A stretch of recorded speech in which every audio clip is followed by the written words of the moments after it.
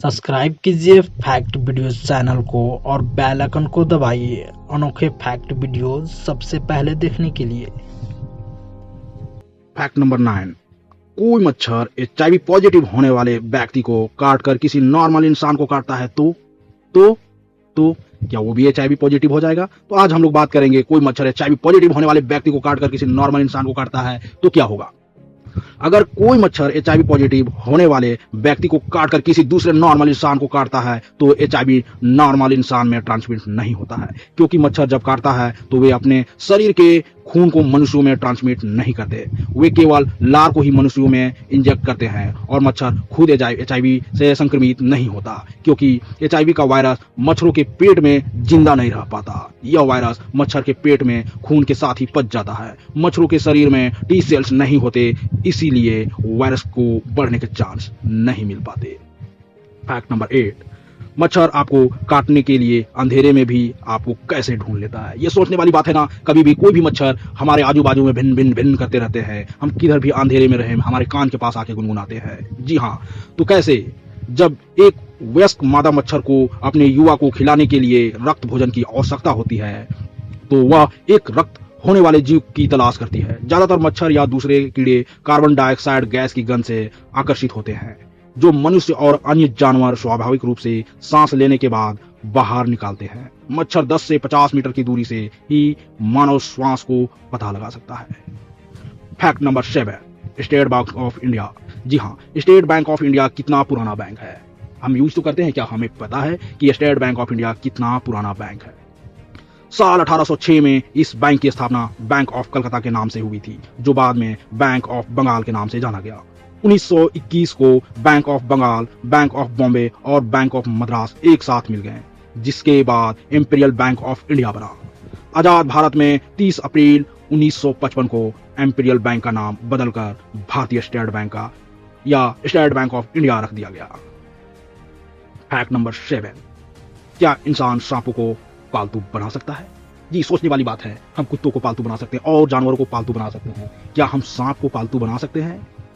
इंसान कुत्तों की तरह सांपों को पालतू नहीं बना सकते। जी हाँ, इंसान कुत्तों की तरह सांपों को पालतू नहीं बना सकते, क्योंकि सांपों में इंसानों की भावनाओं को महसूस करने के लिए बौद्धिक क्षमता नहीं होती है। इसीलिए कुत्तों की तरह सांप इंसान के प्रेम को महसूस नहीं कर सकते और हम क्या सांपों को पालतू कभी नहीं बना सकते। जी हाँ। Fact number 6। कभी भी अगर हम कोई भी मक्खी को मारते हैं तो मारने से पहले ही वो उड़ जाता है। आखिर क्यों? हमारे घर में या आसपास में जो मक्खियां होती हैं उस पर अगर हम किसी चीज से हमला करते हैं तो वह हमले से पहले ही उड़ जाती है, क्योंकि मक्खियों को अपने पर आने वाले जोखिम की जानकारी 100 मिलीसेकेंड में पता चल जाती है। Fact number 5। मरी हुई चींटी में एक रसायन निकलता है जिसके अन्य चींटियों को उसके मृत होने का पता चल जाता है। अगर यह केमिकल किसी जिंदा चींटी पर गिर जाए तो अन्य चींटियां उसे मृत मान लेती हैं और उसे भी मरा समझकर वहां से उठा ले जाते हैं। Fact number 4। हमारे भारत में गोरैया नाम की पक्षी मानो लुप्त ही होती जा रही है। आखिर क्यों?